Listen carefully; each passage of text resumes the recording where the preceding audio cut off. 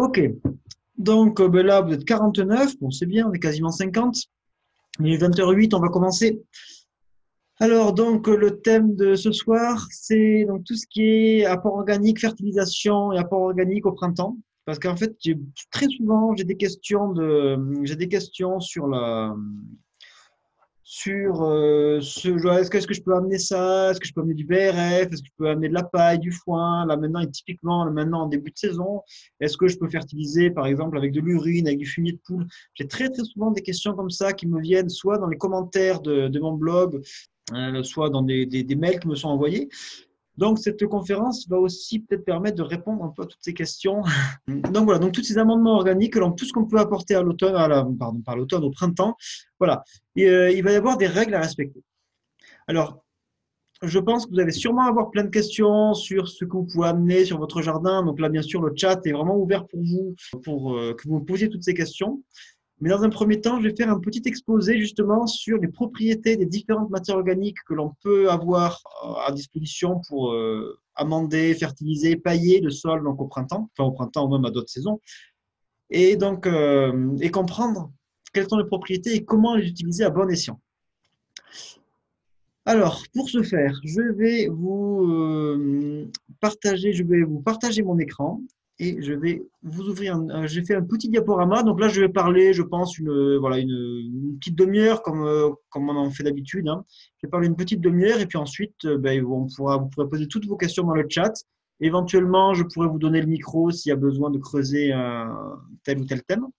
Tout d'abord, je vais voir les différents matériaux que l'on peut avoir donc, que l'on peut avoir que l'on peut avoir apporté sur un jardin. Donc, on peut avoir toutes sortes de choses, hein, que ce soit de la paille, du foin, du BRF, de l'urine, pourquoi pas, qui est un peu à l'opposé au niveau de ses propriétés, un compost mûr, du fumier, du lisier, des tourteaux, c'est-à-dire tous des résidus de trituration industrielle, hein, notamment pour l'extraction des huiles, des engrais bio divers et variés, qui sont très souvent d'ailleurs des résidus d'abattoirs, hein, des feuilles mortes, des tontes, des biodéchets, donc tout ce qui est déchets de cuisine.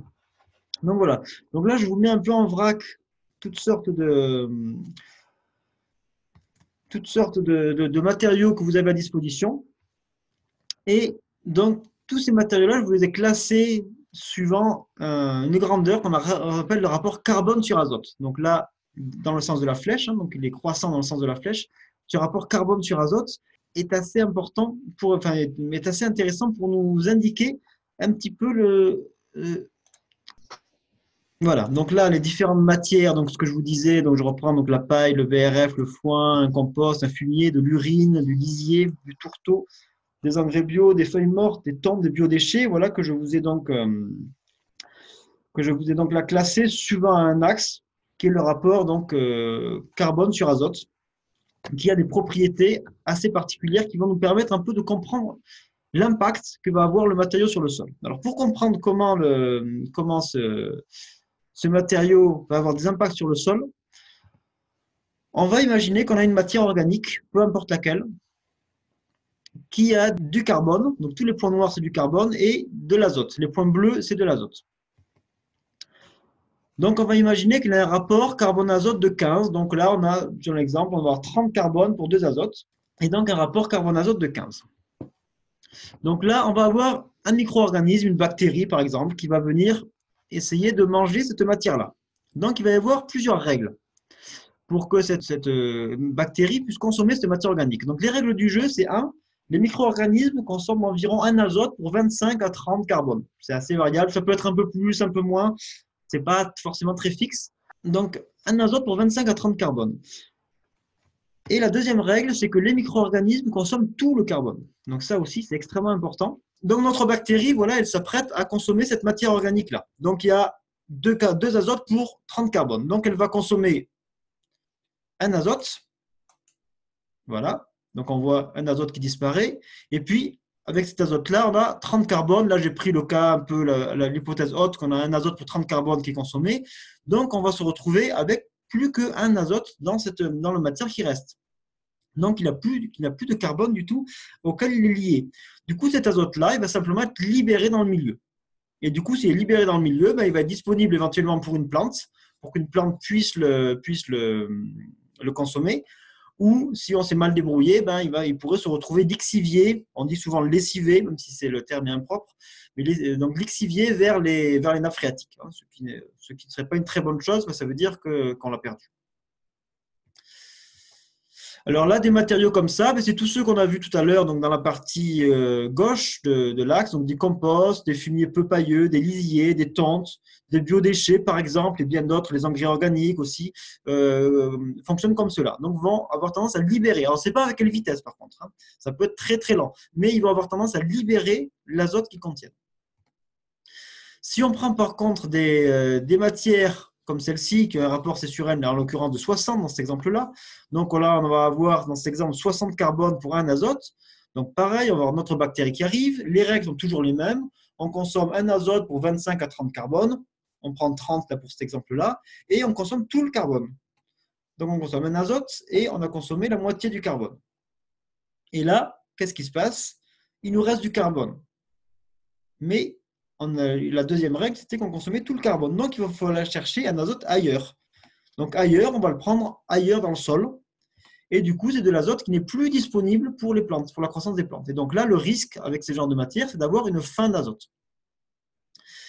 Donc, d'où effectivement le côté un peu délicat parfois d'aller utiliser soit de la paille, soit du BRF au printemps, parce qu'on risque d'avoir ce genre de problème. On va entrer, la décomposition de la matière organique va entrer en concurrence avec la nutrition des plantes. Donc, ça peut poser des problèmes. Et la fin d'azote, typiquement, c'est des plantes qui jaunissent, comme j'ai essayé de griffonner un peu la plante, là, de la mettre un peu jaunâtre, pour montrer qu'elle a un peu mauvaise mine. Voilà. Donc, le rapport carbone-azote nous indique sur la décomposition du matériau organique va libérer ou immobiliser de l'azote. Donc, s'il en libère, il est plutôt fertilisant. Ça va être des rapports C sur N plutôt bas. Et s'il l'immobilise, c'est qu'on est sur des rapports C sur N plutôt hauts. Donc, je reprends mon petit schéma de tout à l'heure. Donc là, voilà, on a donc ces différentes matières, c'est des exemples, là on pourra en trouver beaucoup plus, des exemples de matières. Là, donc, on a une valeur un peu arbitraire du rapport carbone-azote qui est de 8. En dessous de 8, on considère que ce sont des engrais organiques. Et au-dessus de 8, on considère que ce sont des amendements organiques. Amendement, ça veut dire que ça modifie le sol, donc que ce soit sur le plan chimique, sur le plan physique ou sur le plan biologique. Quand on amende un amendement, c'est une modification. Un amendement sur un texte de loi, c'est qu'on a modifié le texte de loi. Voilà, mais c'est pareil pour le sol. Un amendement pour le sol, c'est quelque chose qui va modifier le sol. Alors que l'engrais organique, lui, il va juste nourrir la plante. Ce qu'on observe là, voilà. Donc là, les rapports C sur N inférieur à 8, on va nourrir la plante, ce sont des engrais organiques. Ils ont leur place, mais ils ne vont pas améliorer le sol. Si on est sur des rapports supérieurs à 25-30, là, par contre, on va plutôt nourrir le sol. Comme avec du BRF, par exemple, avec des feuilles mortes, etc. Et par contre, si on est sur des rapports donc, entre 8 et 25-30, là, on va nourrir à la fois la plante et le sol. Donc, parmi toutes les matières que j'ai citées, il n'y en a pas des matières qui sont bonnes, des matières qui sont mauvaises. Toutes ont leur rôle. Les matières à fort carbone-azote, elles sont intéressantes pour nourrir le sol. Mais par contre, elles ne vont pas fertiliser les cultures. Donc, il va falloir les utiliser à bon escient. Alors, les utiliser à bon escient, qu'est-ce que ça signifie? Là, j'ai un exemple. Là, je prends par exemple donc sur un graphique où je vais mettre. Là, en ordonnée, je mets la richesse du sol en azote minéral, le nitrate. Donc, NO3-, c'est le nitrate. Donc, c'est l'azote minéral dans la forme que les plantes l'utilisent. Et là, j'ai mis le temps en abscisse. Donc, le temps qui va en fait la représenter simplement les saisons. Donc, en hiver, on a très peu d'azote dans le sol parce que l'activité biologique est faible. Donc, on ne minéralise pas, la matière organique ne se décompose pas. Et du coup, on a très peu d'azote disponible dans le sol. Quand on arrive plus au printemps, là, on a progressivement, le sol se réchauffe, l'activité organique, l'activité biologique se remet en marche, refait la décomposition, assure un peu de décomposition de la matière organique, et du coup, commence progressivement à libérer des nitrates. En été, le sol sèche, donc en séchant, donc l'activité biologique baisse, et donc à nouveau, on se retrouve dans des situations où on est assez pauvre en nutrition minérale. À l'automne, au contraire, ça augmente. Et ça augmente beaucoup plus qu'au printemps parce que les sols sont chauds et ils redeviennent humides. Donc, l'humidité plus la chaleur, ça fait qu'on minéralise à fond et que l'on se retrouve avec plein de nitrates dans le sol. Et puis après, à la fin de l'automne et de l'hiver qui revient, mais à nouveau, on a des températures froides qui font que l'on va avoir beaucoup moins de nitrate dans le sol. Voilà, donc on a en gros deux pics. Un premier pic, on a à peu près 40% de la décomposition, de la minéralisation de la matière organique qui a lieu, et l'autre pic, c'est 60%. Donc on a beaucoup plus à l'automne parce que les sols sont plus chauds à l'automne. Au printemps, on sort de l'hiver, donc on a moins d'azote disponible dans le sol. Et du coup, ça va créer une certaine pression. Donc vraiment, au printemps, on a vraiment une pression sur la ressource en azote, parce que la végétation est en plein développement, aussi bien les cultures que les herbes spontanées, que éventuellement les couverts végétaux, si on en a, et bien sûr tout autour du jardin, la végétation sauvage est tout en plein développement. Donc si on a un manque d'azote dans le sol, donc si on gère mal les matières organiques que l'on apporte, on peut avoir de gros soucis. Donc de gros soucis de nutrition de nos végétaux à l'automne. Au contraire, si on apporte des matières qui vont libérer qui vont se minéraliser facilement en se libérant plutôt du nitrate, ben là, on va plutôt stimuler la nutrition de nos plantes. Donc voilà, je vais quitter le partage d'écran. Comme ça, on pourra plus facilement échanger et vous pourrez à nouveau me voir. Ok, je vois qu'il n'y a pas eu d'autres commentaires. Très bien. Voilà, donc là, sur les bases de ce qu'on vient de voir, ce qui est important, c'est que ça va nous permettre d'un peu piloter les matières qu'on amène sur le sol au printemps. Par exemple, si vous allez amener du BRF au printemps massivement, vous avez de gros risques de vous planter. Et avec ce que je viens d'expliquer, on comprend pourquoi. Si vous amenez du BRF au printemps, vous allez avoir une décomposition de la matière initiée par les champignons et les bactéries qui se développent dedans. Et comme le BRF est pauvre en azote, ça va aller chercher l'azote du sol qui du coup n'est plus disponible pour vos plantes. C'est pareil si vous mettez de la paille, et surtout si vous enfouissez un peu cette paille, ça va être le même problème. Si vous mettez du foin, ça va être moins le cas parce que le foin est beaucoup plus équilibré. Si vous mettez par contre des matières comme alors un compost éventuellement, ça dépend à quelle vitesse il se décompose, mais un compost effectivement, il y a plus de chances qu'il ait un effet fertilisant. Et évidemment, si vous allez sur des choses encore plus azotées, si vous amenez des tonnes de gazon, c'est super. Si vous mettez des tonnes de gazon, ça va aussi permettre de libérer pas mal d'éléments fertilisants pour vos plantes. Si vous allez évidemment après sur des engrais bio, ça sera encore plus le cas. Si vous allez sur des fumiers de poule, par exemple, sur un lisier, bon là, c'est pas forcément un matériau qui vous est très disponible, mais le fumier de poule peut l'être. Si vous allez jusqu'à l'urine, par exemple, voilà, vous avez la possibilité vraiment d'avoir des choses qui sont très fertilisantes. Alors, plus vous allez sur des choses fertilisantes, plus vous nourrissez les plantes et moins vous nourrissez le sol. Donc, voilà, c'est intéressant, mais c'est pas forcément ça qui va nourrir le sol. Par contre, si vous avez des plantes qui poussent bien, mais vous pouvez aussi, si vous ramenez bien les résidus au sol, ça va aussi vous permettre, le fait d'avoir des plantes qui sont bien développées, ça va bien nourrir vos plantes. Vous allez pouvoir aussi après amender votre sol avec les résidus de vos cultures. Donc ça aussi, c'est des choses intéressantes.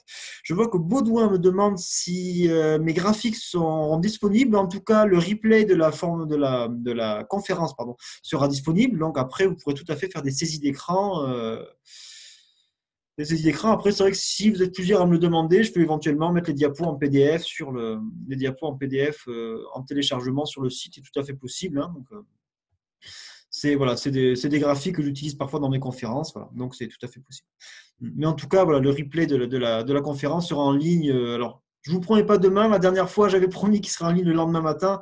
C'était un peu présomptueux parce que ça prend pas mal de temps en fait, de monter et de charger la vidéo sur YouTube. Donc du coup, ce sera plutôt jeudi ou vendredi matin. Voilà. Mais voilà, dans la semaine, ce sera fait. Après, des choses qu'on peut faire. Des fois, on a du BRF, par exemple, qui va être disponible au début du printemps. On a envie de l'utiliser et on a la crainte d'avoir de la fin d'azote. Alors, c'est une crainte tout à fait légitime. Voilà, comment faire pour éviter ça? Par exemple, ça va être de mettre le BRF par-dessus une couche de matériaux plus azotés. Par exemple, si vous avez des déchets de cuisine que vous voulez ramener au sol, les déchets de cuisine, si vous les amenez directement sur le sol avec rien par-dessus, vous allez déjà visuellement, c'est pas top, ça peut générer de mauvaises odeurs. c'est pas forcément très gênant au niveau agronomique, mais c'est vrai qu'esthétiquement, c'est pas très cool. Et c'est vrai que c'est quand même agréable d'avoir un potager qui soit agréable à regarder. Par contre, si vous mettez vos déchets de cuisine et une petite couche de BRF par-dessus, déjà, vous ne les voyez plus. En plus, ils restent humides et puis ils vont se décomposer plus facilement. Donc là, c'est une manière tout à fait pertinente de mettre votre BRF, d'utiliser votre BRF dès maintenant, même si ce n'est pas la meilleure saison pour le faire. Là, je ne parle pas de ce qui se passe à l'automne, hein, mais à l'automne, par contre, c'est tout à fait pertinent de l'utiliser. J'ai d'ailleurs consacré un article là-dessus il y a quelques années hein, sur ce thème-là. Mais voilà, vous pouvez tout à fait donc, mettre votre BRF par-dessus des biodéchets ou par-dessus des tontes, si vous en avez, ou par-dessus, pourquoi pas, un fumier de poule ou un fumier d'autre chose d'ailleurs. Hein, si vous avez ça disponible, vous pouvez tout à fait mettre votre BRF par-dessus. Non seulement, comme ça, du coup, vous allez pouvoir utiliser votre BRF tout de suite, hein, sans avoir à le stocker, et en plus, il va aider la décomposition d'un matériau qui lui est plus fertilisant et qui va pouvoir du coup stimuler la croissance de vos cultures dès le début. Hein, pensez vraiment que ça reste utile de stimuler la croissance des cultures au printemps parce qu'il y a beaucoup de concurrence sur la ressource azotée, hein, sur la ressource en azote, parce que voilà, ça minéralise relativement peu et il y a beaucoup de demandes, hein, que ce soit de la part des micro-organismes ou de la part des végétaux. Les déchets de cuisine n'attirent pas trop les rats ou les souris. Alors, dans mon expérience, non, je ne l'ai jamais constaté. C'est vrai que c'est une crainte qui est illégitime. Après, c'est vrai qu'on n'en met pas non plus des quantités monumentales. Hein. Voilà, on met une couche de 2-3 cm de déchets. Bon, des fois, si on met un trognon de chou par là, ça peut faire une couche localement plus importante, mais je n'ai jamais constaté. C'est quelque chose qui fonctionne, ça fonctionne assez bien. Hein. J'ai pu faire une fois, vu une expérience carrément en maraîchage. Hein. Ça avait fait avec vraiment une couche, deux couches de déchets de cuisine sous du BRF, comme ça. Le BRF était déposé au fur et à mesure qu'on mettait les déchets de cuisine. Et il y avait vraiment un bel effet sur la structure du sol. Et on n'a observé aucun inconvénient. Mais après, il y a une culture de patates douces qui a été implantée. Donc, une culture qui potentiellement pourrait être très sensible aux rongeurs. Il n'y a pas eu de souci. Alors, évidemment, c'est une expérience. Il n'y a pas énormément de recul là-dessus. Après, c'est surtout des jardiniers qui ont fait ça comme moi à leur échelle. Donc, il n'y a pas forcément eu de protocole expérimental. Donc, voilà. On n'a pas beaucoup de données, je dirais, après scientifiques là-dessus. Donc, c'est difficile d'être plus affirmatif que ça. Est-ce que la tonte de gazon doit être fraîche? Ça peut. Elle peut être fraîche, hein, donc nous demande Marc. Donc, la tonte de gazon peut être fraîche, mais ce n'est pas obligé. Hein. Si vous l'avez fait sécher, ben vous l'avez fait sécher, c'est comme ça, elle est comme elle est. Si elle est fraîche, effectivement, elle va être beaucoup plus riche, elle va être beaucoup plus fertilisante, ça c'est certain. Et aussi, ce qui est intéressant, c'est que la tonte fraîche a aussi un effet désherbant. Hein. Si vous la mettez directement sur de l'herbe qui est en train de pousser, ça va participer au désherbage. Alors, c'est un effet de très courte durée. Alors, est-ce que l'apport de tonte en surface permet de donner de l'azote pour la décomposition de couches inférieures plus carbonées ou est-ce qu'il faut mélanger la tonte aux couches inférieures? Alors, effectivement, donc Jacques, je crois comprendre que tu as dû mettre, tu peux activer ton micro éventuellement si tu veux me répondre en direct. Je pense que tu vas comprendre que tu as mis genre du BRF, peut-être de la paille, quelque chose, et que du coup, peut-être tu as des problèmes de fin d'azote, c'est ça? Ou tu peux me répondre dans le chat aussi. Hein, Je ne sais pas si on m'entend. ouais, je t'entends, ouais. Ok. Effectivement, j'ai un peu de BRF et des feuilles mortes. Ok, d'accord. Donc effectivement, c'est pas ce que tu l'as porté au début du printemps, c'est ça? Je l'ai mis en fin d'hiver. Fin d'hiver, ok. Bon, Ouais, ouais. ok. Alors c'est vrai que c'est pas la meilleure saison pour apporter ce genre d'apport, ça c'est clair et net, hein, parce que là c'est justement le moment où la végétation commence à démarrer et elle commence à avoir besoin de carburant et il n'y en a pas. Donc, Ouais. Il faut juste dire qu'en fait, j'ai démarré des planches de culture sur une ancienne prairie. mhm. Donc c'est pour ça que j'ai utilisé ce BRF et ces Mhm. feuilles pour occulter. Ok, d'accord, ok. Alors c'est intéressant, c'est vrai, dans ce cas, je vais un peu, dans ce cas, modérer ce que je viens de dire, parce qu'effectivement, déjà, si tu l'as mis par-dessus de l'herbe, ça veut dire que Oui, ce qui est au contact du sol, c'est de l'herbe, justement. oui, Donc c'est un oui, peu l'équivalent de la tente que tu veux mettre. c'est vrai. Donc tu as un matériau justement relativement azoté donc au contact du sol. Donc là, du coup, c'est beaucoup moins gênant déjà. Hein. Ça, c'est quelque chose que j'ai souvent fait, de mettre sur de la paille, soit du foin, soit du BRF, par-dessus de l'herbe verte qui est en pleine croissance. Et là, effectivement, j'ai jamais observé la fin de l'azote dans ces situations-là. Hein. Après, voilà, là, on peut avoir des réalités très variables d'une situation à l'autre. Hein. Donc, il faut être toujours très, très prudent sur les affirmations. Alors, éventuellement, si tu observes de la fin d'azote, je ne sais pas si c'est le cas, là, mais Ouais. Oui, là, en fait, je pars avec des pommes de terre et des légumineuses. Donc, en principe, je suis tranquille pour l'azote, si je comprends bien. Alors, plus ou moins, c'est pas toujours si évident en fait. C'est pas D'accord. toujours si évident. Des fois, les pommes de terre, quand même, c'est quand même moyennement gourmand, je dirais. Les légumineuses, ça peut arriver que des fois qu'elles n'arrivent pas à suivre au niveau de la fixation et que du coup, ce soit pas forcément si top que ça, quoi. Et qu'elles n'aient pas forcément des super rendements, même en première année comme ça. C'est pas forcément la meilleure solution. Mais bon, ça peut l'être. Ça peut l'être, hein.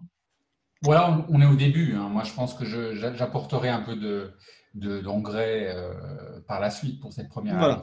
Après, voilà, si tu observes une fin d'azote que tu as besoin de compenser là tout de suite, tu risques d'avoir un effet un peu trop lent hein, avec simplement des tontes mélangées à tes couches carbonées. Donc là, il vaut mieux carrément aller envoyer un engrais liquide, quoi, typiquement de l'urine, c'est ce qu'il y a de plus simple, parce que l'urine, on en a tous à disposition. Et aller arroser avec un peu d'urine éventuellement diluée, ça va être ce qu'il y a de plus simple, de plus efficace dans ce genre de situation si tu observes le fin d'azote. D'accord, mais juste pour la question du départ, donc, est-ce que, au fond, le fait de poser des tontes en surface va transmettre peut-être avec la pluie de l'azote vers le bas, ou est-ce qu'il faut vraiment que ce soit au contact avec la matière plus carbonée?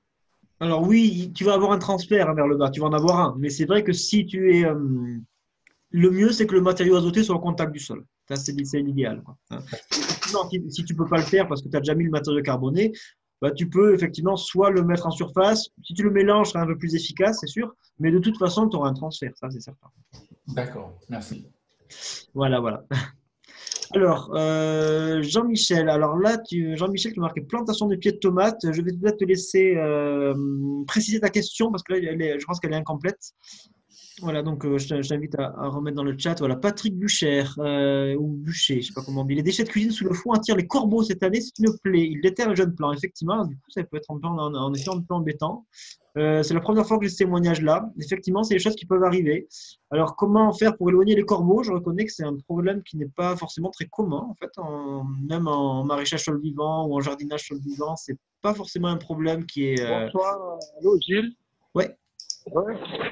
J'ai une petite question par rapport c'est-à-dire, le fait de diluer l'eau c'est-à-dire, dans l'urine. Donc, quel dispositif faut-il vraiment Attends un instant, j'entends pas très bien en fait là. C'est Patrice qui parle ça? C'est Amadou depuis Mali. Alors, Donc, Amadou, ok, Amadou, écris ta question dans le chat plutôt. Écris ta question dans le chat, hein, d'en converser, hein, parce que comme ça, c'est plus simple que je réponde comme ça. Et puis après, je te réponds éventuellement s'il y a besoin de préciser, tu pourras activer. Mais là, ça marche, ça marche. ouais, Amadou, je crois savoir qui tu es. Je sais que tu es au Mali, donc du coup, le son est pas très très bon. Et je préfère que tu mettes ta question dans le chat dans un premier temps. Tout à fait. Alors, je reviens à la question de Patrice. Donc effectivement, sur les corbeaux, là, c'est vrai que sur les corbeaux, je sais pas trop du coup quoi. Alors Patrice, je sais pas si tu veux préciser éventuellement. Plantation, Jean-Michel, plantation de pieds de tomates, pas de paillage avec de la paille seule. Alors ça peut, mais c'est vrai que c'est mieux si tu as quelque chose de plus azoté, qui va donner un peu plus de carburant au contact du sol, hein. Après, si tu as que de la paille, tu peux, mais évite que ce soit en contact avec le sol nu. Après, l'avantage de la paille, c'est que ça se décompose très lentement. Donc, plus ça se décompose lentement, moins ça va avoir en fait d'impact justement sur la dynamique de l'azote dans le sol. Le problème du BRF, c'est qu'il se décompose beaucoup plus vite que la paille. Donc, du coup, il a un impact beaucoup plus fort au niveau il a un effet dépressif beaucoup plus fort, quoi. La paille, on observe moins cet effet-là, même si potentiellement elle devrait avoir un effet comme ça, mais on l'observe beaucoup moins du fait qu'elle se décompose lentement. Ce serait pareil avec des plaquettes, par exemple, avec des écorces, on observe la même chose, hein. Voilà, on devrait avoir un effet très dépressif sur l'azote et finalement on ne l'observe pas parce que ça se décompose très lentement. Est-ce que je peux, Klaus Wolfram, est-ce que je peux ajouter du boiseau de chauve-souris? J'en ai beaucoup dans mon compost. Est-ce que ce ne sera pas trop riche en azote? Alors, dans le compost, pourquoi pas, mais je ne vois pas trop l'intérêt d'en le mettre dans le compost, surtout en cette saison, à mon avis. Moi, je le mettrais plutôt directement au pied des plantes comme fertilisant, quoi. Enfin, fertilisant amendement, parce qu'on n'est pas sur des rapports carbone-azote non plus de d'engrais, hein. Je pense qu'on est sur un rapport C sur N de l'ordre de 10-15, je pense, hein. Enfin, mais moi, j'aurais plutôt tendance. Alors, il y a quelqu'un qui a son micro allumé. Voilà, je désactive le micro. Voilà, donc voilà, donc du coup, moi je t'inviterais plutôt à le mettre directement au pied des plantes, hein, surtout typiquement si tu as fait comme le demandait Jean-Michel, hein, voilà, si tu as mis de la paille sur tes pieds de tomates, ben pourquoi pas aller mettre un peu de guano de chauve-souris sous la paille pour fertiliser justement les pieds de tomates. Alors, Laurence, à combien vous diluez l'urine? Vous arrosez au pied ou vaporisez les plantes? Alors, en fait, on peut, tout ça, c'est possible. Donc, voilà, l'urine peut être utilisée pure ou diluée, suivant ce qui est plus pratique pour vous. Mais pure, ça marche aussi. Il faut juste éviter d'arroser sur les feuilles. Même si vous arrosez vraiment au pied, vous pouvez l'utiliser pure. Alors, après, une fois, quand j'étais au Togo, j'ai rencontré un agriculteur qui fertilisait son champ de maïs avec uniquement sa propre urine. Il ne récupérait même pas celle des autres membres de sa famille. Il récupérait uniquement la sienne. Et lui, pour le coup, il a vaporisé en foliaire sur les plantes. Donc, c'est assez étonnant et ça fonctionnait bien. Et de l'urine quasiment pure, là aussi, parce qu'en fait, il avait un pulvé de 25 litres et son bidon pour collecter l'urine faisait 20 litres. Donc, voilà, il remplissait le pulvé et il complétait avec 5 litres d'eau à peine. Donc, c'était quasiment rien. Hein. Donc, c'était quasiment de l'urine pure. Donc, en fait, tout ça, c'est possible. Alors après, voilà, si vous voulez avoir des infos sur les quantités d'urine à apporter, comme souvent, comme je le fais à chaque fois, je vous renvoie sur le document que j'ai déjà posté lors des les deux précédentes vidéos. Voilà, document qui a été fait par les Suédois, donc qui est disponible en français, qui a été fait par des Suédois à partir d'expériences faites dans le monde entier sur la fertilisation à partir de l'urine. Donc, je vous renvoie vers ce document-là qui est accessible gratuitement en plus, donc c'est assez pratique. Alors, Joël Jacquet, j'ai tenté la plantation de petits pois sous BRF. A priori, pas de problème. Est-ce que les légumineuses se gardent l'azote mycorhize par rapport aux champignons? Alors là, si j'ajoute de l'azote genre urine, est-ce que je ne risque pas de freiner la symbiose? Alors, je crois voir à peu près ce que ça veut dire. Alors, globalement, les mycorhizes n'aident pas spécialement à la fixation d'azote. Le rôle des mycorhizes, en tout cas de celles qu'on a dans les systèmes cultivés, de légumes notamment, ou de céréales, c'est la même chose, ou même la plupart des arbres fruitiers, mis à part notamment le châtaignier. Mais pour les pommiers aussi ou le poirier, c'est vrai, ce sont plutôt des mycorhizes. Donc, les mycorhizes, pour ceux qui ne connaissent pas, c'est la symbiose entre les racines d'une plante et un champignon. Donc, le champignon vient se brancher sur la racine de la plante et vient explorer le sol et il y a des échanges entre les deux. Hein, donc, le champignon amène à la plante des éléments nutritifs, de l'eau, et la plante amène au champignon notamment du carbone, du sucre, enfin, sous forme de sucre, du carbone et de l'énergie, donc notamment sous forme de sucre. Donc là, l'impact des mycorhizes n'est pas très fort sur l'azote, en tout cas de ces mycorhizes-là. Donc la fertilisation avec de l'engrais azoté ne va pas avoir un gros impact sur les mycorhizes. Par contre, effectivement, l'urine, c'est aussi phosphaté. Par contre, effectivement, ces champignons-là apportent aussi du phosphore. Donc, effectivement, si on amène de l'urine en grosse quantité, on peut effectivement freiner un peu la symbiose du fait du phosphore qu'on amène. Ça, c'est vrai. Hein. Ça, c'est une réalité. Je n'ai jamais vu, par contre, de résultats chiffrés dans quelle mesure on freine la symbiose, dans quelle mesure. A priori, ça doit la freiner un peu, hein, pour reprendre les termes que tu utilises, mais je ne sais pas du tout dans quelle mesure, je ne sais pas du tout le quantifier. Alors, ah oui, Patrice Bucher, donc tu reviens sur les corbeaux, ils arrachent les petits pois. Ouais, donc là, effectivement, c'est la première fois que j'entends parler de ce problème, pardon. Je ne sais pas. Oui, Gilles, moi je pense que j'ai posté quelque chose sur la conversation, mais là, je n'ai pas été répondu. Alors, attends, je ne vois pas ton post, en fait, Amadou. N'est-ce pas? Je ne le vois pas.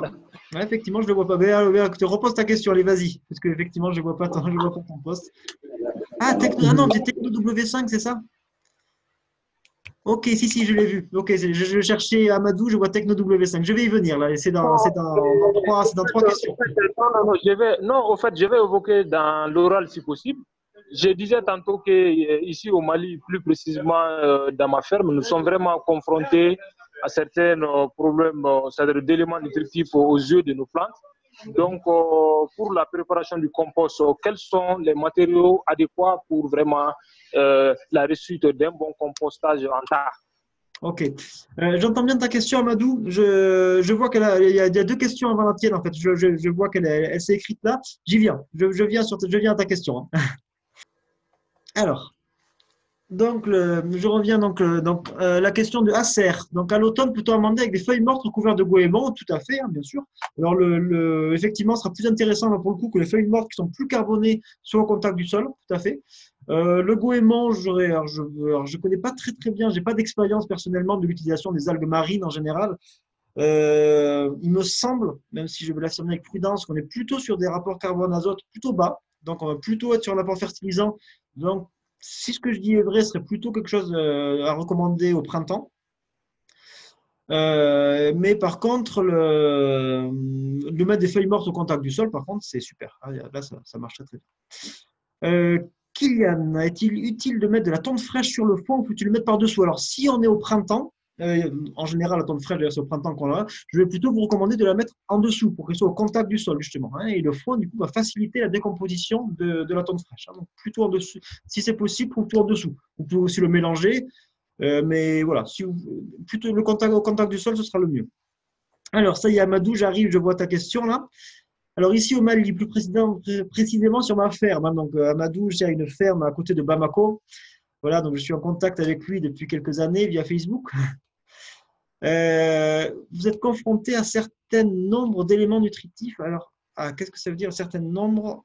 Il y a dû avoir un problème de frappe là, je ne comprends pas trop ce que veut dire la phrase. Quels sont les différents matériaux qu'on utilise dans la préparation du compost en tas? Alors là, c'est une question, c'est une question assez intéressante parce que déjà, ça pose la question du compost.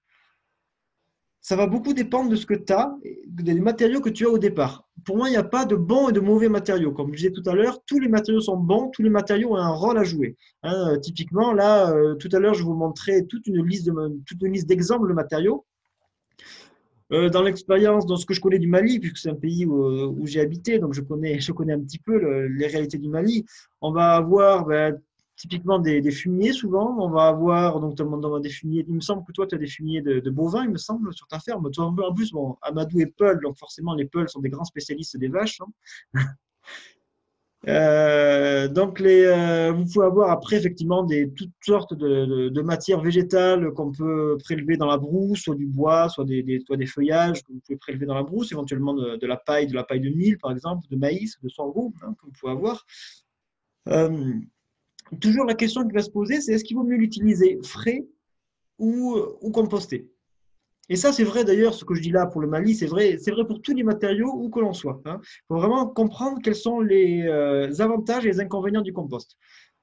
Le compost, donc les principaux avantages, c'est qu'on va avoir globalement un rapport carbone-azote plus bas. Donc plus bas que le matériau de départ, hein, ce qui signifie que donc, si on a des matériaux au départ qui ont un rapport carbone-azote de 30, 40, 50, on va avoir à l'arrivée un matériau, une fois le compostage fait, on va avoir un matériau qui va avoir un rapport carbone-azote peut-être de 25, 20 et souvent même 15. En général, on descend jusqu'à 15 si on laisse le processus de compostage aller jusqu'au bout, si on arrive à un compost mûr.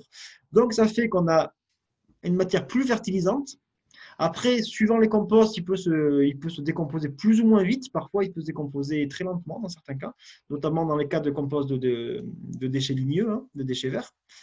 Un autre avantage, c'est que c'est un matériau pulvérulent. Déjà, ça fait moins de volume à manipuler aussi. C'est un matériau pulvérulent, donc plus facile à épandre, hein, que ce soit mécaniquement ou manuellement. C'est plus facile à épandre et ça va être aussi pratique pour faire des semis, tout ce qui est compost. Donc ça va être intéressant pour ça.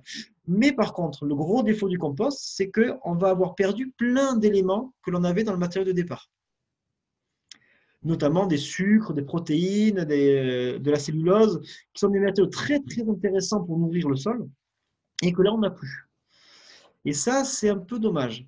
C'est un peu dommage. Donc, c'est intéressant de trouver vraiment un juste milieu, d'utiliser le compost pour les situations dans lesquelles c'est vraiment utile, et d'utiliser des matériaux frais quand c'est possible. Alors, une autre raison, c'est vrai, qui peut nous pousser à composter, c'est quand on composte, quand on a des fumiers, effectivement, d'animaux qui vont faire du pâturage. Et c'est vrai qu'au Mali, c'est souvent le cas, hein, on a très peu de stabulation. On a plutôt des bêtes qui vont aller brouter en brousse. Et effectivement, le problème, c'est qu'il risque d'y avoir des graines dans le fumier. Et là, si on amène ça directement au sol, on va avoir un problème d'enherbement. Donc, effectivement, le compostage peut être nécessaire aussi pour pour détruire le pouvoir germinatif de ces graines. Donc, effectivement, c'est assez utile. Mais après, je ne veux pas te dire quels sont les matériaux que tu as utilisés ou pas. Hein. Tu prends ce que tu as. Tu prends ce que tu as. Un autre défaut du compost, c'est qu'on va utiliser beaucoup d'eau. Hein, effectivement, et dans ton cas au Mali, ça peut être un défi parce que bon, l'eau, en général, c'est des forages assez profonds. Toi, tu n'es peut-être pas très loin du fleuve. Je ne sais plus trop exactement où tu es. Je crois que tu as le fleuve qui n'est pas très loin. Donc, si tu as une source d'eau assez sûre et en abondance, ça peut le faire. Mais c'est vrai que en milieu semi-aride, en saison sèche, ça peut être quand même compliqué d'avoir assez d'eau pour composter. Donc, c'est vrai que la question du compostage, c'est vraiment une question clé. Alors, j'avais écrit un article au tout début du blog. Hein, je pourrais le remettre quand je veux poster la rediff de cette conférence. Je pourrais mettre un lien vers cet article-là. Hein. Donc, voilà, il y a vraiment… il faut poser le pour et le contre à chaque fois du compostage. Voilà, je ne sais pas si ça répond à ta question. Si tu as besoin de précision sur ta question, Amadou, je t'invite à remettre plutôt des messages dans le chat. Alors, Laurence Miham, moi je mets les algues sous le paillage de foin, elles disparaissent très vite et il y a une explosion de vers de terre, effectivement. Alors, les vers de terre, je pense que c'est surtout le foin qui les stimule, hein, parce que c'est très cellulosique. Et effectivement, de mettre les algues sous le paillage, a priori, on est sur des rapports C sur N plutôt bas, donc effectivement, ça me paraît tout à fait pertinent, en particulier au printemps, d'aller mettre les algues sous le paillage, hein, tout à fait. Sous le paillage de foin, en tout cas. La cendre de bois sur le feuillage des pommes de terre, c'est un apport de potasse. Alors, sur le feuillage, alors effectivement, si tu les mets dans la terre, si tu les mélanges à la terre ou si tu les mets à proximité des tubercules ou sur la terre même, hein, si tu poses simplement les tubercules à terre, pourquoi pas. Mais sur le feuillage, je ne vois pas trop l'intérêt de les mettre sur le feuillage. Alors, oui, Joël, Jacquet, tu reviens sur l'histoire des mycorhizes. Alors, ah oui, d'accord. Ah oui, ok. C'est pas des mycorhizes dont tu voulais parler, mais des bactéries qui faisaient la symbiose. Alors, effectivement, ça, oui, là, par contre, complètement. Là, autant j'étais assez nuancé sur les mycorhizes, autant sur la symbiose. Donc là, voilà, c'est les deux principales symbioses. Hein. On a parlé de la mycorhization, mais il y a l'autre symbiose qui fait que dans certaines plantes, vont accueillir des bactéries qui fixent l'azote atmosphérique et qui donc, cet azote-là, fixé par la bactérie, va être échangé avec la plante, toujours pareil, contre du sucre. Là, oui, complètement. Si la plante a de l'azote facile d'accès, elle ne va pas développer la symbiose.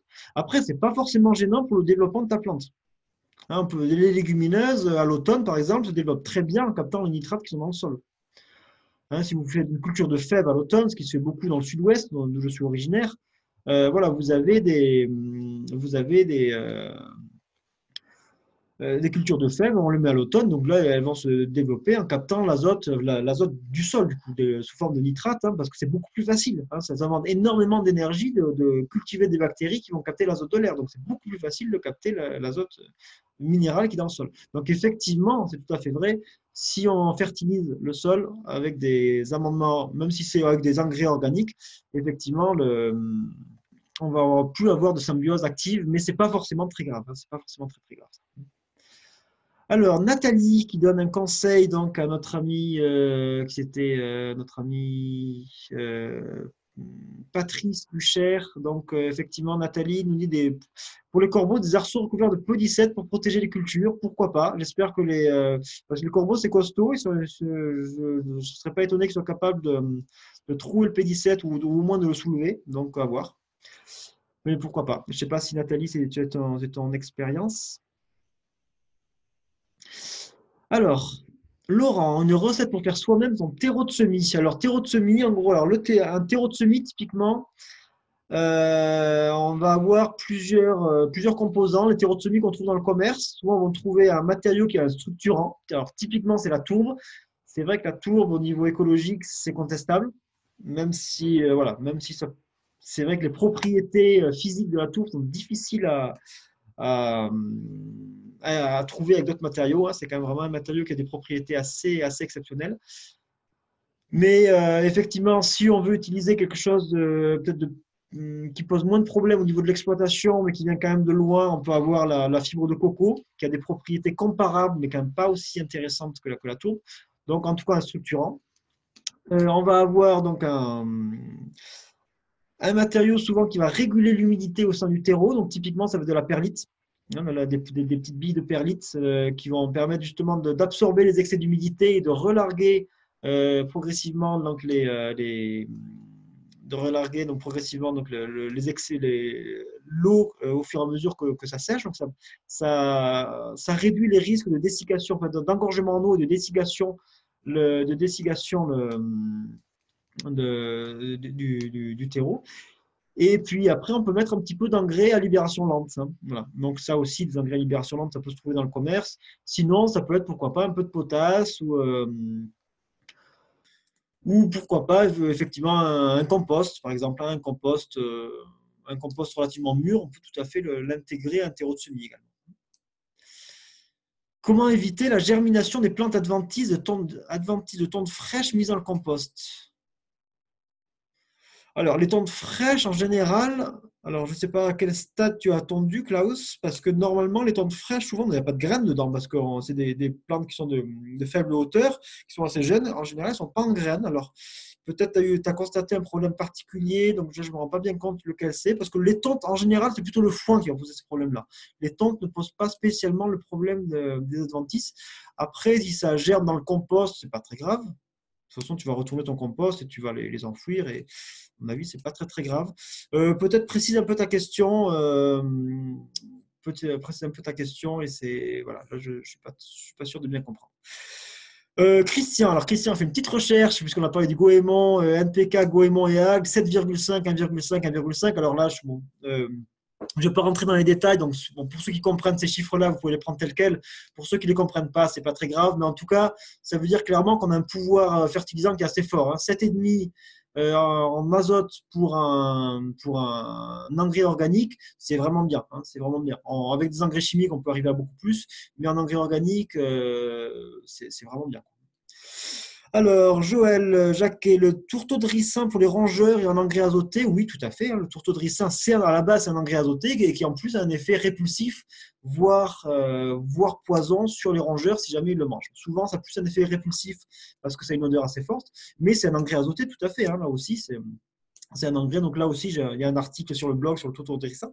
Donc, tout à fait, ça fait partie des possibilités pour stimuler la croissance de vos plantes au printemps. Alors, Nathalie, Nathalie reprenait sur l'histoire des corbeaux, sur les filets anti-insectes. Voilà, Patrice, justement, Patrice confirmait mes craintes sur le filet, 1 heure, et le film plastique, pas beaucoup plus. Le P17, c'est les voiles de forçage. Hein. Le P17, c'est les filets, on peut l'utiliser comme filet anti-insectes aussi, mais c'est surtout des filets, des voiles de forçage en début de saison.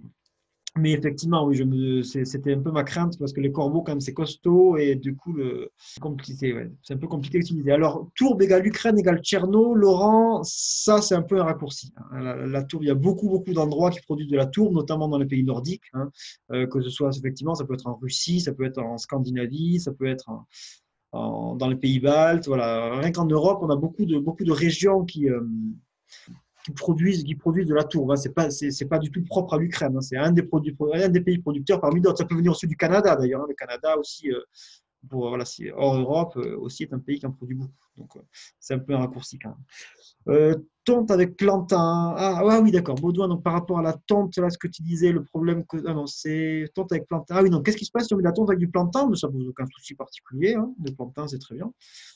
Ça va se décomposer bien. Alors, si je ne vois pas de problème particulier. Alors, Christian Lantel, c'est justement, je ne savais pas que salut Christian, je ne savais pas que tu étais là. Donc, Christian Lantel, c'est l'auteur du fameux article sur le tourteau de ricin qui a fait un buzz absolument monumental il y a un paquet d'années, mais qui est encore aujourd'hui en première page de Google quand on fait tourteau de ricin, qui est un article qui a beaucoup fait provoquer de débats en tout cas. Donc effectivement, il nous rappelle quelques règles. Hein. Il doit être absolument enterré car très toxique pour les chiens et les chats qui en sont friands. C'est vrai que il doit rester absolument sous terre. Alors, Brigitte, c'est problème de topin dans les pommes de terre. Alors, je vois un point d'interrogation. Alors, Brigitte, est-ce que ça veut dire que tu observes ce problème ou que tu le crains? C'est quoi le… Alors, voilà, je veux bien que tu précises ta question. Alors, Bodo, hein, voilà, tu as précisé ta question sur le plantain. Éviter la germination des adventices, ben là, c'est un peu la même histoire. Hein. Quand tu es vraiment sur de la tonte, proprement dite, tu as assez peu de risques, tu as peu de graines, en fait. Hein, donc, tu n'as pas trop de risques d'avoir des germinations. Alors, cela dit, il ne faut pas non plus trop s'inquiéter sur la germination, surtout si on est vraiment sur de la tonte, on est vraiment sur quelque chose très riche en azote, sur lequel qui n'est pas du tout propice à la germination. Hein. La décomposition d'un matériau très azoté à la base est anti-germinatif. Donc, il y a peu de risques d'avoir des germinations dans un matériau comme ça. Après, même avec du foin, cela dit, je constate que c'est un problème. Souvent, on en fait un peu trop sur le problème des graines. Il n'est pas si grand que ça, surtout quand on ne travaille pas le sol. Hein, effectivement, si on remue un peu le sol, on peut mettre les graines en position favorable à la germination et ça peut effectivement poser des soucis. Jacques, je mets du tourteau de ricin, puis grelinette, puis couvert paille, effectivement. Donc, tu suis le conseil de Christian, tout à fait. Laurence, que pensez-vous du sérum de lactobacillus vaporisé sur les plantes? Alors, je n'ai aucune expérience là-dessus. Hein, je ne sais pas si tu as déjà fait l'expérience, si tu veux témoigner, pourquoi pas. Là, je n'ai pas de retour à faire là-dessus. Alors, Brigitte, tu précises un petit peu sur le topin. Donc, présence de topin lors de la récolte et tu as 900 mètres d'altitude. Alors, le topin, souvent, il va arriver. Souvent, ça a certains apports organiques, en particulier des apports de fumier qui sont. Alors, je ne sais pas si ça a été le cas pour toi, Brigitte, à 900 mètres d'altitude. Là, est-ce que c'est le cas est-ce que c'est ton cas? Est-ce que tu as amené du fumier ou pas? Voilà, bon, à voir, je ne sais pas trop. Après, s'il est simplement présent, mais qu'il n'altère pas plus que ça les récoltes, c'est pas non plus très grave. Hein. Après, si vraiment tu commences à en avoir, c'est un peu compliqué de lutter contre le topin. C'est vrai qu'il y a on peut faire des luttes avec des phéromones, ça a un coût, c'est sûr, hein, ça a un coût. Mais on trouve des phéromones donc pour piéger les topins en jardinerie. C'est assez efficace. Par contre, c'est vrai que voilà, et forcément, il y a le coût du traitement. Mais sur des petites surfaces, ça peut tout à fait se faire. Peut-on mettre les restes de fromage dans le compost? Oui, si tu as des matériaux suffisamment carbonés. Hein. Là, les restes de fromage, tu es sur des matières très azotées. Tu peux aussi les mettre tout à fait, c'est un biodéchet, les restes de fromage. Tu peux tout à fait les mettre directement sur le sol recouvert de quelque chose. Ça va très bien marcher, ça va très bien se décomposer. Si tu les mets dans le compost, ce sera important d'avoir un matériau structurant et riche en carbone qui te permettent de compenser, d'équilibrer le rapport carbone-azote de ton compost. Alors, Patrice Bucher, si on enlève le foin pour ajouter 1 à 3 cm de compost, il n'y a pas de problème avec les graines. Par exemple, pour semer des graines fines. Alors, tout à fait. Alors, ça, c'est quelque chose de très intéressant qui a été vulgarisé initialement par Dominique Soltner dans son livre sur le nouveau jardinage, de faire des petits lits de compost dans lesquels on va semer les graines. Donc là, le compost est assez intéressant parce qu'il a un petit effet mulch et puis surtout, ça permet de fabriquer le lit de semences. Et dans des systèmes, comme les systèmes sol vivant où on ne travaille pas le sol, utiliser un compost mûr comme ça, comme nid de semences, ça peut être une solution tout à fait intéressante. Et on trouve même des maraîchers qui font ça à grande échelle. Hein, donc c'est une solution tout à fait pertinente. Alors, Nicolas Crouin, je viens d'enfouir mécaniquement des drèches d'orge, des résidus de brasserie compostés. Pensez-vous que ça peut aider les cultures à venir ou à amender le sol? Là, c'est un peu les deux. Hein. Là, tu as des rapports C/N plutôt moyens, de l'ordre probablement de 15. Hein. Là, il faudrait voir les analyses de ce compost-là. Hein. Et bien sûr, ça va aussi participer à amender le sol. Alors, bien sûr, moins que si tu avais mis du foin, mais voilà, là, tu es vraiment sur la zone du graphique que je montrais tout à l'heure, sur la zone du graphique où tu vas à la fois nourrir les plantes et le sol. Du coup, il serait mieux d'utiliser paille et BRF seuls l'été et l'hiver. Alors, je dirais plutôt à l'automne, idéalement. Alors, la paille, ça a moins d'importance parce que ça se décompose lentement. Mais le BRF, ce serait plutôt à l'automne, en fait. La meilleure période pour utiliser du BRF seul, c'est l'automne, clairement. Parce que là, du coup, ça va participer justement à récupérer donc tout l'azote qui risque de fuir. Hein. Et puis justement le réorganiser et faire en sorte qu'au printemps suivant, justement, ils puissent commencer à libérer une partie de cet azote-là. Donc ça fait partie des solutions effectivement tout à fait possibles. Voilà, donc plutôt l'hiver que l'été, plutôt l'automne, pardon, que l'été ou l'hiver. Alors, Christian, le lactobacillus pur, ah ben donc, du coup, donc, Christian on fait la réponse à Laurence. Le lactobacillus pur peut brûler les feuilles jaunes et les faire tomber. Expérience perso, il faut diluer. OK. Merci pour ton retour, Christian. Le fumier frais de poule, la tonte compostée, c'est humide et difficile à étendre. Je crains d'en mettre trop. Alors, effectivement, c'est vrai que si c'est. Faire en mettre trop, après, on peut mettre des petites couches. Hein, voilà, une petite couche de 2-3 cm, hein, ça va aller. Fumier frais de poule, effectivement, ça serait peut-être bien de faire une couche un peu moins épaisse. Mais c'est vrai que c'est vraiment du mal à l'étaler. Hein, le fumier de poule, ça peut être bien de le faire sécher, ce sera plus pratique. C'est clair que s'il est sec, ce sera beaucoup plus pratique à étaler. La tonte compostée, je ne sais pas trop ce que ça s'appelle la tonte compostée, mais la tonte seule, ça ne compose pas très bien, justement, ça tend plutôt à putréfier. Hein. Donc, ce n'est pas génial. Il vaut mieux, d'où l'intérêt d'utiliser plutôt fraîche d'ailleurs. Effectivement, oui, tu as peut-être une grosse pâte verte, effectivement, avec la tonte compostée. Je mets des guillemets sur le mot composté parce que ouais, je pense que c'est plus putréfié qu'autre chose. Si vous voulez composter de la tonte, ce sera important de la mettre. Alors voilà, il y a un partage d'écran. Voilà, et arrêter. Voilà, il y avait un partage d'écran qui est apparu. Voilà, je le reprends. Donc, si tu as de la. Voilà, si tu veux composter de la tonte, hein, donc, il faudrait le mélanger avec, pourquoi pas, de la paille, du foin, ou même plutôt du BRF, d'ailleurs, des feuilles mortes, du carton, des choses comme ça, hein, pour pouvoir avoir un compost correct, quoi. Laurence Miam, à l'autre bout du monde, dans le cas d'une toute première culture, si je laisse un épais paillage de foin pendant les mois d'hiver directement sur un sol de prairie, le sol sera-t-il assez tendre au printemps ou devrais-je bêcher la terre avant? Alors ça peut tout à fait suffire. Il faudra en mettre une bonne épaisseur, mais ça peut suffire. Hein. Mais tu n'es même pas obligé de faire ça pendant les mois d'hiver. Tu peux tout à fait même attendre carrément le début du printemps pour le faire. C'est tout à fait possible. Même le printemps. Hein. Et attendre genre une semaine, même 2 semaines hein, déjà, ou d'une ou 2 semaines déjà, tu vas commencer à avoir des effets de décomposition de l'herbe qui est dessous. Alors, c'est vrai qu'il y a des plantes qui vont finir par passer à travers, hein, ça c'est inévitable. Hein. Si on veut éviter ça, la seule solution c'est la bâche. Hein. Mais tu peux tout à fait préparer ton sol avec juste un mulch de foin sur une prairie, c'est tout à fait possible. Mais mets-en une bonne épaisseur, hein. Vise bien 10 cm, c'est vraiment un strict minimum, et j'irai plutôt sur 15-20 cm. Et souvent, une culture qui va bien avec ces préparations initiales sur prairie, c'est la pomme de terre. La pomme de terre, alors là, carrément, je veux faire référence à mon ami Fabrice Meyer, lui qui est maraîcher en Alsace.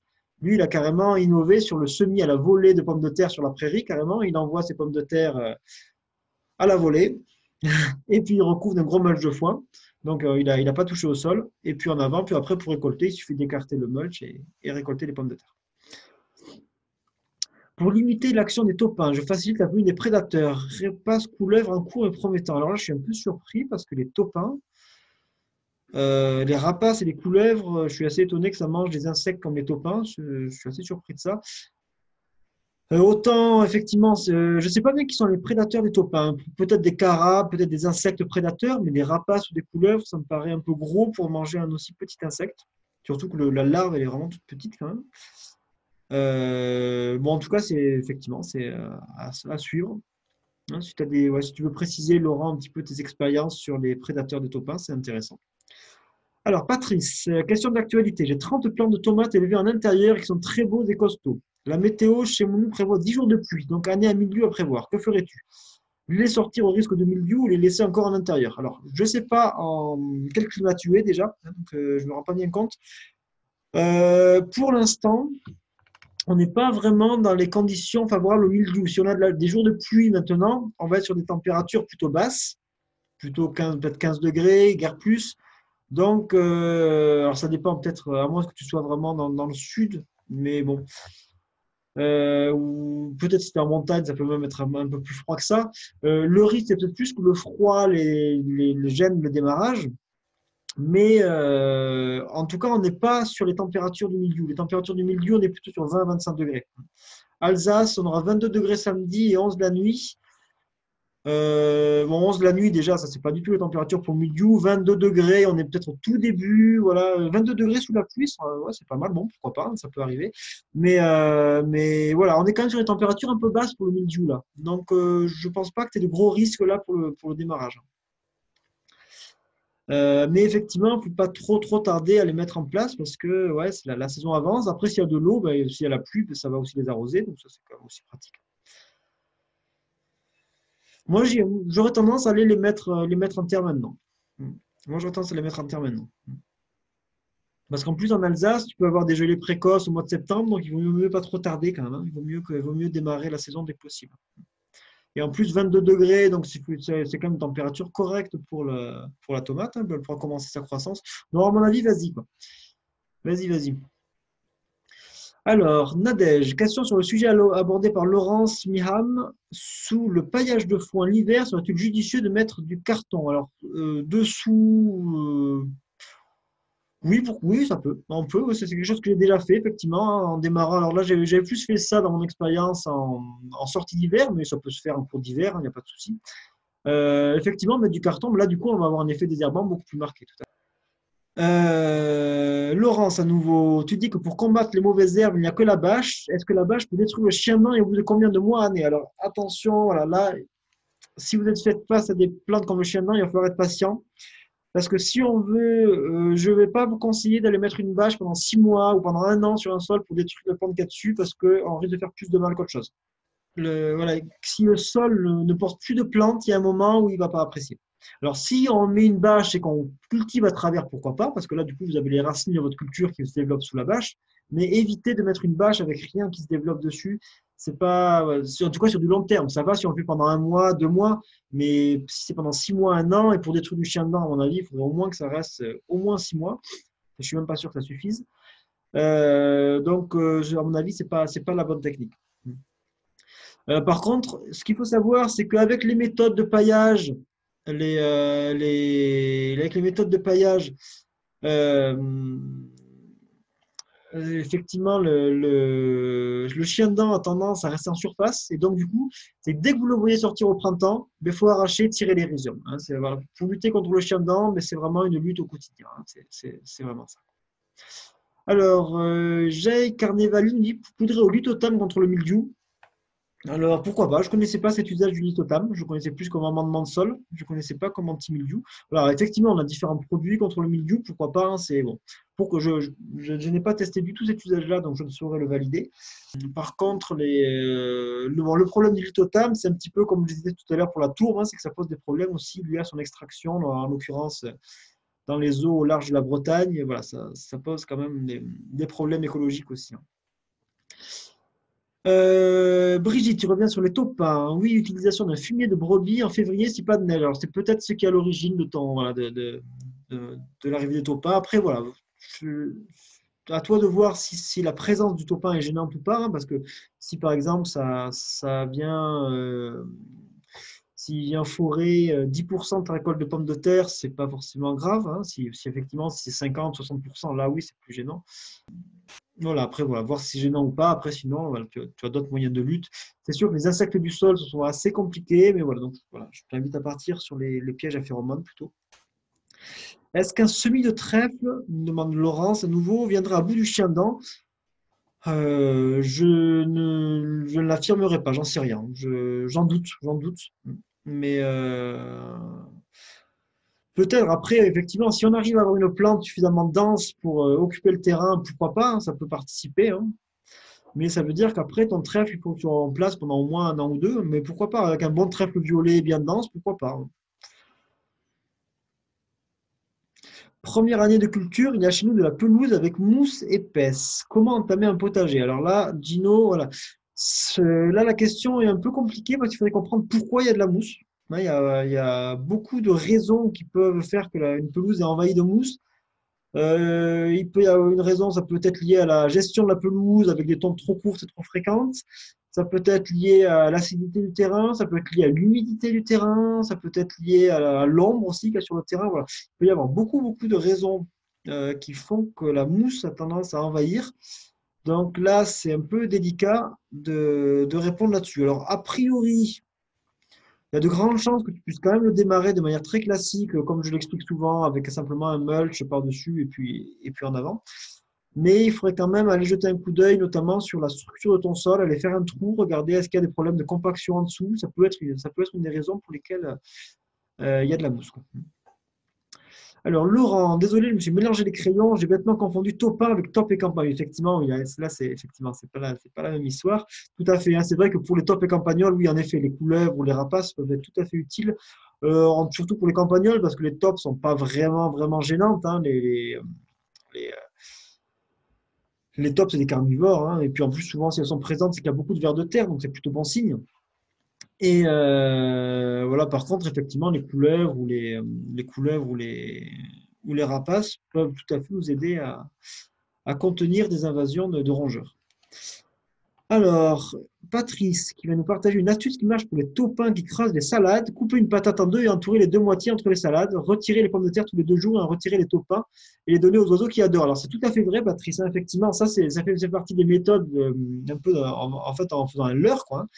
La pomme de terre est la plante probablement la plus attractive que nous avons à disposition pour les taupins. Donc effectivement, si on a des problèmes de taupins sur une autre culture que les pommes de terre, on peut tout à fait faire cette méthode-là. Par contre, pour la question de Brigitte qui concernait justement la culture de la pomme de terre, là, par contre, ça ne pourra pas nous être utile.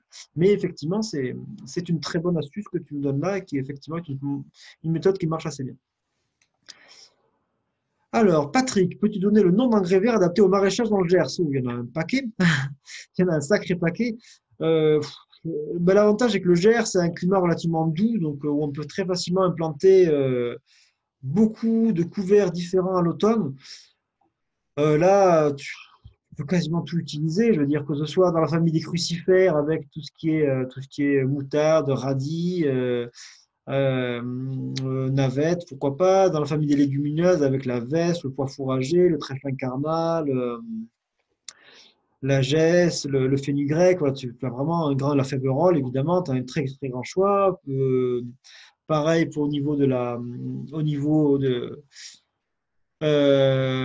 des graminées, hein, tu peux utiliser facilement de l'orge, de l'avoine, du triticale. Voilà, tu as vraiment un très très grand choix. Et puis là, tu peux mettre d'autres familles, la facélie par exemple, choses comme ça qui passent l'hiver, qui peuvent être très très bien adaptés pour un couvert qui va avoir un cycle qui va de fin octobre du mois de novembre éventuellement. On peut même semer jusqu'à fin novembre, hein, dans le Gers assez facilement, et qui va aller jusqu'au fin avril, début mai, quoi, hein. Donc voilà. Je dirais, c'est quasiment nos limites pour le choix des couverts. Ma mère, qui est dans le Gers aussi, utilise beaucoup la bourrache, par exemple, hein, qui fait un très bon couvert, qui fait fin avril, elle avait là, des magnifiques plants de bourrache qui servaient de couvert dans les futures planches de tomates, quoi. Voilà, il y a vraiment, le choix est immense pour un climat plutôt cool comme celui du Gers, quoi. Si on sème un engrais vert, on ne met pas de BRF du coup. Alors, on peut éventuellement, si on a un peu de BRF, mais il faudra mettre une petite couche pour ne pas gêner la levée du couvert, quoi. Mais globalement, hein, c'est intéressant ce que tu dis, Brigitte, hein, et ça me permet de rappeler, là, même si là, le thème de la conférence, c'était vraiment de parler plutôt des apports organiques qu'on va faire au printemps. Globalement, rien ne vaut une plante vivante. Rien ne vaut une plante vivante, à tout point de vue d'ailleurs, hein, que ce soit ce point de vue notamment concernant le sol, mais même concernant après les pollinisateurs, concernant la biodiversité. Rien ne vaut une plante vivante. Si on arrive à avoir tout le temps des plantes vivantes sur le sol, c'est vraiment l'idéal. Et en ce moment, je commence à m'intéresser aux méthodes. Mais tiens, c'est Pierre que je vois là. La vidéo qui a posté sur la liste Maréchal Sol Vivant des infos sur la méthode de Christine Jones, une Australienne, donc, qui parle du carbone liquide, donc qui insiste justement sur le carbone, sur l'enrichissement en carbone des sols via les plantes vivantes qui vont sécréter du carbone qui va être transformé par les mycorhizes et transformé en humus stable du fait de l'activité mycorhizienne. Et donc ça, je ne connaissais pas cette théorie-là, hein, mais voilà, donc déjà avant de connaître cette théorie-là, j'étais convaincu de l'importance d'avoir des plantes vivantes. Ça en rajoute encore une couche. Donc à la limite, si on arrive à tout gérer avec des plantes vivantes et qu'on peut ne plus du tout avoir besoin d'amener ni de BRF, ni de paille, ni de fumier, ni de quoi que ce soit, ce serait l'idéal. Ce serait vraiment l'idéal, quoi. Donc voilà, ça pourrait être un sujet de conférence, effectivement, de reparler de ces sujets-là. Hein. Mais ouais, merci Pierre de nous avoir fait découvrir ce sujet. Et Kylian, peut-on jeter du levain dans le compost? Alors tu parles du levain pour le pain, j'imagine. J'en sais rien du tout. Pourquoi pas? Ça va amener des micro-organismes. Alors est-ce que ces micro-organismes-là vont survivre dans le compost? Je pense pas. Parce que le compost, ce qui se passe, c'est qu'on a une montée en température qui va favoriser donc un groupe de bactéries très particulier qu'on appelle les bactéries thermophiles, qui sont actives à 65, 70, voire 80 degrés. Ça peut être des températures très élevées. Et ben, les températures du levain, elles sont plutôt actives. Enfin, les bactéries pardon, du levain, elles sont plutôt actives à des températures de l'ordre de 25 degrés. Donc, ça va risque de pas convenir. À mon avis, ça va servir à rien, quoi. Et les mettre dans le sol, et si on les mettait directement sur le sol, j'en sais trop rien. J'ai jamais fait cet essai-là, donc pourquoi pas, hein, mais voilà. Après, c'est vrai qu'on voit beaucoup de recettes aujourd'hui avec des micro-organismes, que ce soit des préparations du commerce, ou on parle aussi beaucoup des micro-organismes efficaces. Donc pourquoi pas, hein, ça vaut le coup d'essayer tous ces trucs-là. Hein. Mais après, bah, le sol, après, il a son propre équilibre en micro-organismes. J'ai tendance à partir du principe que si on a un sol qui est bien équilibré, de toute façon, c'est voilà, il a les micro-organismes qu'il lui faut. Quoi. Alors, Brigitte, les engrais verts se sèment jusqu'à quand? Alors, ça dépend, tu peux en semer tout le temps. En fait, dès que tu as une planche qui se libère, tu peux semer des couverts et jusqu'au moment où tu veux remettre en culture ta planche. Donc, il n'y a pas de période pour. Souvent, au potager, on va plutôt être sur des couverts qu'on va semer en fin de saison. Hein, donc, typiquement, en mois d'octobre, novembre, quand on a fini les cultures d'été et que globalement, on a moins de cultures au potager. Mais on peut tout à fait aussi envisager d'avoir si on a eu des cultures, par exemple, qu'on a récoltées au mois là au printemps, si on a mis des fèves, des petits pois qu'on a mis à l'automne et qu'on va récolter maintenant, pourquoi pas, et qu'on n'a pas besoin de la planche tout de suite, ben pourquoi pas aller mettre un couvert plutôt d'été. Alors un couvert d'été, ça peut être plein de choses, ça peut être un sarrasin, ça peut être pourquoi pas un sorgho, on va du coup être sur d'autres plantes plus tropicales. Hein. Qui vont se développer du coup sur l'ensemble donc de la période estivale jusqu'au moment où on a envie d'implanter autre chose. Donc il n'y a pas vraiment de saison pour semer les couverts. C'est difficile de planter des tomates sans creuser le sol. Il y a tellement d'insectes et de champignons en surface qui freinent la mise en place. Alors, Yolande, je ne sais pas si je comprends bien ta question. Quand tu plantes une tomate, de toute façon, tu es obligé de creuser le sol. Parce que sinon, le godet, tu ne peux pas poser le godet juste sur le sol. C'est du repiquage, donc forcément, on va creuser le sol pour mettre en place. Après, je ne comprends pas trop ce que tu veux me dire sur les champignons et les insectes. Peut-être tu vas préciser. Alors, Kylian, as-tu un livre à conseiller pour comprendre la rotation des cultures? Alors, la rotation, alors je ne sais pas si tu es jardinier, maraîcher, je ne sais pas trop. Personnellement, sur la rotation spécifiquement des cultures, je ne sais pas quel livre je peux conseiller. Mais en tout cas, je trouve que plus on va vers du jardinage sol vivant, moins on a besoin d'aller sur la rotation. On va pouvoir aller sur le mélange des cultures.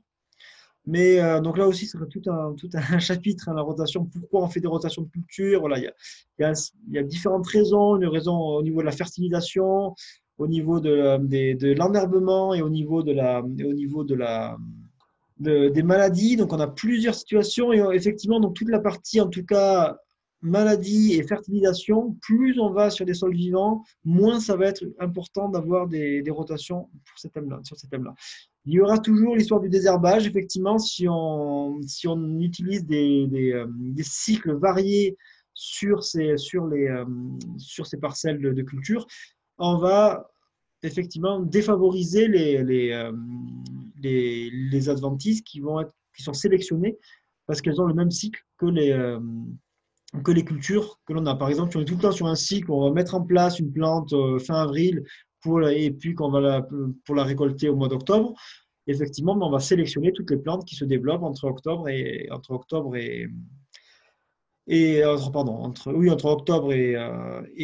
mai ou entre mai et octobre ensuite. Voilà, on va tendance à sélectionner ça. Donc là, effectivement, la rotation pourra avoir un sens au niveau de la gestion de l'enherbement. Par contre, Voilà, plus vous allez sur le maraîchage sol vivant, moins vous allez sur le jardinage sol vivant, moins vous aurez besoin de vous prendre la tête sur les rotations.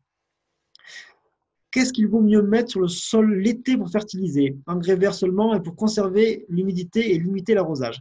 Alors, bon, j'allais te dire autre chose de mon adège. En fait, ce qu'il faut bien comprendre, c'est qu'en été, si on a peu de matière, peu de nitrate dans le sol, c'est parce qu'il est sec. Donc, en fait, le premier moyen de fertiliser, et ça, Amadou au Mali pourra certainement nous le confirmer, parce qu'on fait beaucoup ça en Afrique, simplement, le simple fait d'arroser, ça aide les plantes parce qu'effectivement, en arrosant, on stimule l'activité biologique, on stimule la minéralisation de matière organique et donc on fertilise. Alors, on fertilise au détriment du stock de matière organique, hein, attention quand même. Hein. Mais donc, en tout cas, la première fertilisation en été, c'est justement l'arrosage. Alors, engrais verts seulement, c'est compliqué d'utiliser des engrais verts au jardin l'été parce que souvent on n'a pas de place, hein, donc c'est pas forcément le plus simple à utiliser. Alors, pour conserver l'humidité, quand on est en plein été, c'est assez compliqué en fait, parce que quand on est au début, là maintenant au printemps, on peut conserver l'humidité avec un paillage, parce que il va limiter l'évaporation et on a peu de transpiration au niveau des plantes, parce que les plantes sont peu développées. Par contre, quand on arrive en été, quand on a les tomates qui font 2 mètres de haut, qui occupent absolument toute la surface du sol, hein, ou pareil, c'est des courges ou des courgettes ou des aubergines, tout ce que vous avez sur le jardin à ce moment-là, vous avez votre sol qui est entièrement couvert par la végétation. Et là, à ce moment-là, ok, vous avez supprimé l'évaporation au niveau du sol, mais après vous avez énormément de transpiration au niveau des feuillages. Donc du coup, ça devient très vite très compliqué de conserver l'humidité. Après, les plantes effectivement vont aussi aider à capter la rosée, donc aussi va avoir un effet de captation de l'humidité. Hein. Mais de par leur feuillage.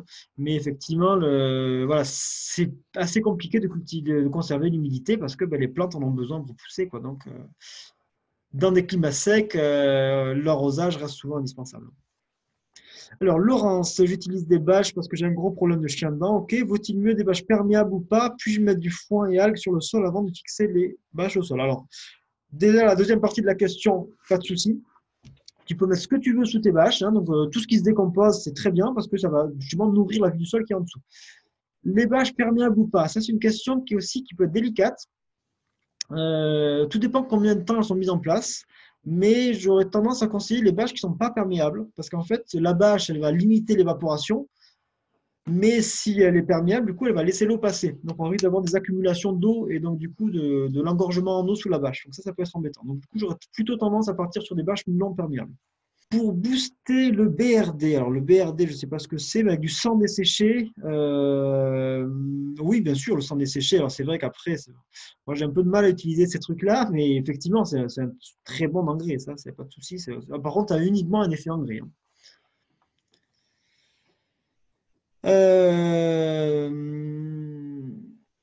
Ok, donc Joël qui me confirme la nécessité, le peu de nécessité de rotation sur le sol vivant.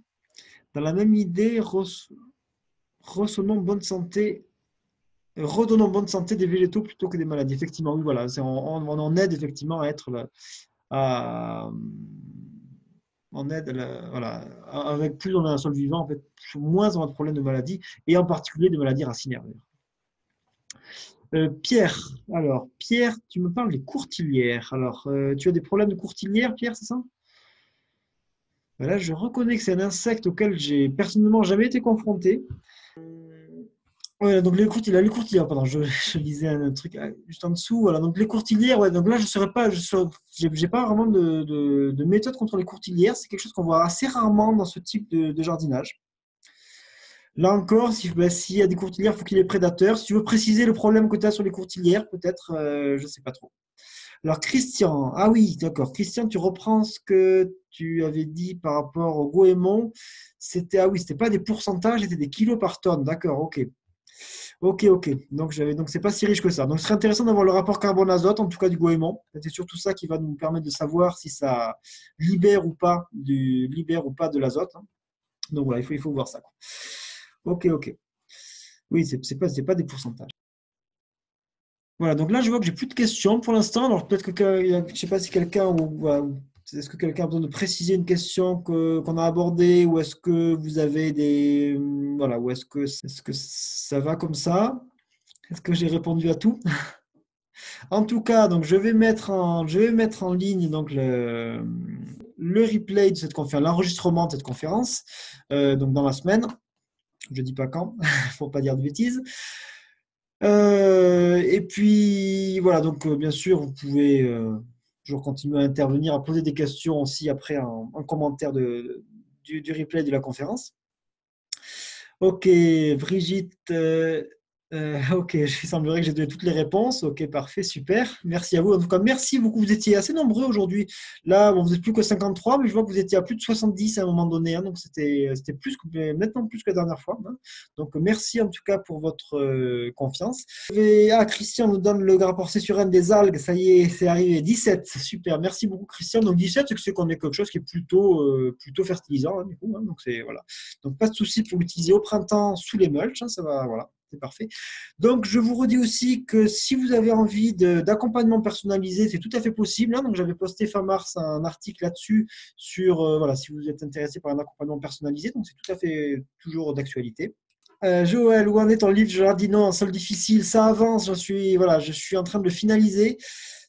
Voilà, je reconnais que j'ai dû beaucoup changer mon fusil d'épaule par rapport à l'écriture de la deuxième partie, qui est la partie la plus pratique. Effectivement, je pensais vraiment me baser sur des témoignages pour aller vers des suggestions de techniques. Et du coup, j'ai fait un peu le contraire parce qu'en fait, c'est assez compliqué de faire la synthèse de tous les témoignages que j'ai reçus. Donc, du coup, je fais plutôt le contraire, c'est que je pars vraiment des orientations et je cite après en exemple les jardiniers. Donc, voilà, ça m'a pris du temps de voir comment le mettre en forme, mais ça commence à venir. Voilà, c'est bien avancé, j'ai pas encore terminé, mais voilà, ça avance. Les engrais verts sont bons pour terrain argileux, bien sûr, particulièrement sur terrain argileux. Enfin, personnellement, je les ai beaucoup expérimentés sur des terrains très lourds. Ça marche extrêmement bien, les couverts. Hein, oui, ça marche sur tout le terrain, de toute façon, il n'y a pas de souci. Voilà, c'est un des meilleurs outils que vous avez. Hein, implanter des couverts, c'est un des meilleurs outils que vous avez à disposition. Ben, je ferai une conférence là-dessus prochainement, je pense. Ok. Bon, mais merci à tous en tout cas. Je vous souhaite une belle soirée et une bonne semaine et puis une bonne saison de jardinage qui, même si elle est déjà bien entamée.